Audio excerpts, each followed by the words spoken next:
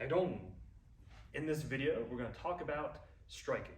Now, if you're completely new to swordsmanship, this might be a little bit much to take in one video, but I just want to run through the basic strikes that we're going to be using in our training.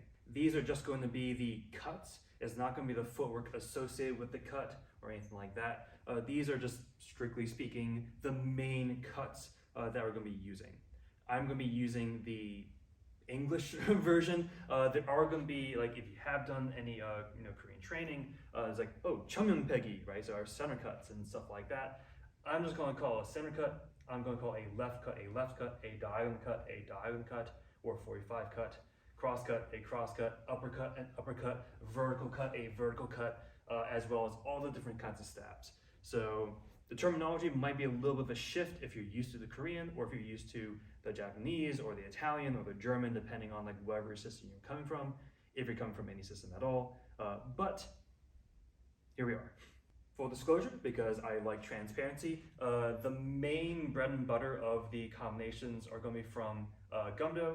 It is the 9 count, if you're familiar with it. I'm just going to be adding a few things here and there just so we have a little bit more fun to have. Let's dive right in, right? So there's going to be 9 major cuts. There's going to be tons of different stabs. There's also the vertical cuts, which don't count, but the 9 major ones, right? So the first one is going straight down the center, right? So this is a surgical strike. So if you're able to get me between the eyes and cleave into my brain, follow through, I'm out, right? There is no recovery from that. So versus, it's not going to be a powerful strike per se, but it is our surgical one. So that's number 1. Number 2 is going to be coming slightly over the temple, but still ending at the groin, right? So the center cut was from tip to the head, to the groin, past the groin. The second one's going over the temple to the groin. Number 3 is over the right temple to the groin.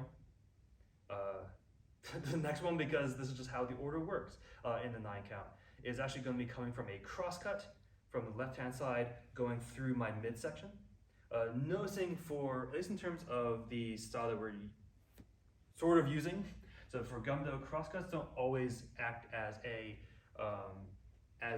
finisher, a dispatcher. It's usually used to clear someone back, right? So if you see a big ol' whacking crosscut, it's just easier to back out and try to come back in, as opposed to try to block it, which you can do, but crosscuts are usually engaged for clearing. So there's a crosscut this way, a crosscut this way, striking over my shoulder and through. So according to the Federation, this is hitting a 45-degree angle. I'm not going to hold you to that, right? So just so you can kind of see why. So a 45-degree angle is something vaguely like that. I'll only see in post how close that actually is, which seems a little bit weird because that's hitting like all of the bones. So for us, shallow it up a little bit, right? So if you're able to hit like behind the shoulder joint here, like if you're able to get some of the good meaty stuff and be able to follow through, that's going to be a good diagonal cut for us. Same thing for the other side. And then the last 2 cuts are going to be uppercuts, usually aiming for the underside of the rib, mostly because that's easier to protect in terms of gear, but know that in a more realistic aspect, uppercuts can also be to the back of the leg, the upper thigh, all of that stuff. You can also get more imaginative where else you can strike, but that's going to be the major 9 strikes for us.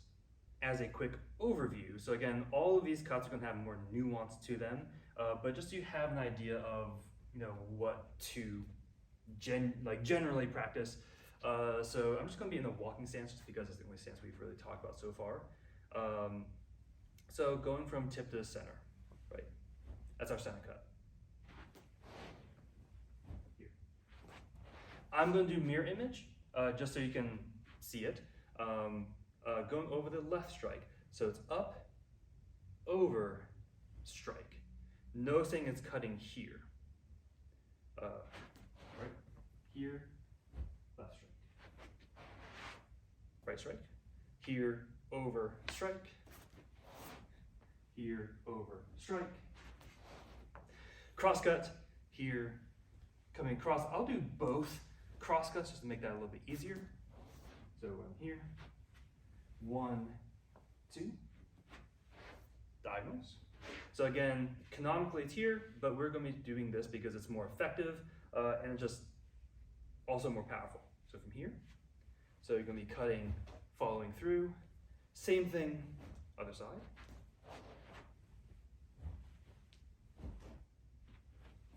And lastly, to do uppercuts. So underneath the rib, so really make sure you extend, follow through, fall through. I may have done that not mirror image. No, I did do that right. Here. So if we were to do that whole combination, that's gonna be really weird to do mirror image, but I'm gonna give it a shot. So center, left, right, cross, cross, down, down, up, up. I said I was gonna be in walking stance, I lied. Let me try it here. Center, left, right, cross, cross, down, down, up, up. Here. Make sense? If you're not familiar with that combination, probably stop or pause the video, right? Make sure you really go through that. If you are coming from here from a Gumdosa perspective, this is something you've probably already done too many times, right? So you really already know the 9 count.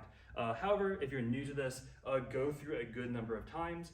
I'm going to introduce a target because that's a good way for you to kind of get used to actually striking. So let's take a look, right? So the main thing I want you to think about as you go through this is the extension, right? Now, if you don't have a tower target, you're absolutely okay just striking air, right? So if I didn't have the tower target and I was just here, just practice extending and follow through. Obviously with the idea of eventually following through that way.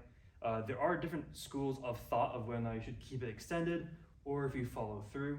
The general rule of thumb, at least for me, this is not Gumdo, but for me, is going to be if you're striking a target or if you know you're going to make contact, keep it out there, right? Because your momentum is going to be absorbed by the target.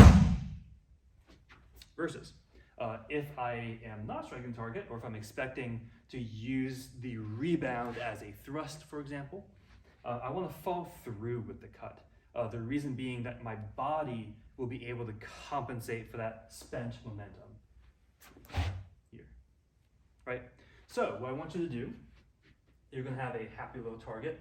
So as you're here, right? For now, don't really think about like guards and stuff like that. We will talk about that in a little bit.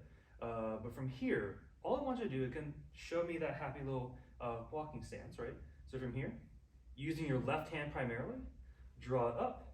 Use your left hand again to drop forward, snap forward. As I step, strike, right? Notice I am very close. I should be striking with just this portion. I also want to stay in frame. So if I'm here, now if I want to, just to have good form, I can also try to follow through here. So that was just the center cut, right? Now you can go through all 9 strikes with the intention of always being fully extended as you strike. So I'll show you Exhibit A and Exhibit B. You'll probably be able to see which one you should and shouldn't do. So Exhibit A.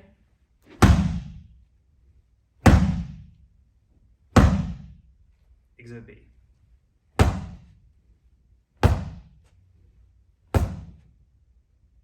Right? Now, if you are actually doing that against a target, you will feel the difference because my elbows feel like they're janky. So there is a place for B. So A was a good one, do the A one. B is okay for short range, especially if you're using a curved sword. You can actually use that curvature to actually help push them back if you kind of lock yourself out. However, we're assuming we're good swordsmen. We're able to get into range and I'm able to have that full extension before contact. So make sure that you are extending out, and I'm going to do that for the other 8 ones, right? So this is our center, reaching out slightly to the corner for the left, right, one cross cut, follow through, second cross cut, follow through, check underneath your arm, reach out for that 45, 45, upper, upper. everyone's favorite angle, but hopefully this will make more sense. So over here, so center, left, right, one cross, two cross, over the shoulder, diagonal, diagonal, upper, upper, and face forward, back in the guard. One thing I also want to make sure that you're doing as you do your strikes, and this is going to be good for you as you're also making contact with a partner, a future partner, we're not there yet, is the kendo idea, so again, taking that idea from there, is something called tenuji. Tenoji is technically better, but yeah. And that's the idea of squeezing on impact. And now, again, full disclosure, that's also in other martial arts. That's where I first learned the idea. So when I hit that target, I'm not just like, eh. I am squeezing. So you can either think of it as almost like ringing. Some people call it that. I don't really think of it that way. I just squeeze as in like here, right? On impact, right? On impact. Now, one reason to do that, especially early on, is if I'm striking someone, a partner, instead of someone I'm trying to, murder, is going to be, I can stop my cut if I tenuji strong enough. So if I'm cutting and like, oh, you stepped in, I'm going to hit your face, squeeze, I'm going to hit you. Or at least I'm less likely to hit you. I might still do it, but not out of, passive aggressivism. But that's the idea. So make sure you get used to squeezing on impact. If you need to, squeeze on impact and use your arms to follow through. That was a super brief overview of the major cuts that we're going to be using. So practice those, and I'll see you in a bit. So make sure you do everything safely. So be safe, stay humble, and keep training. Haidong.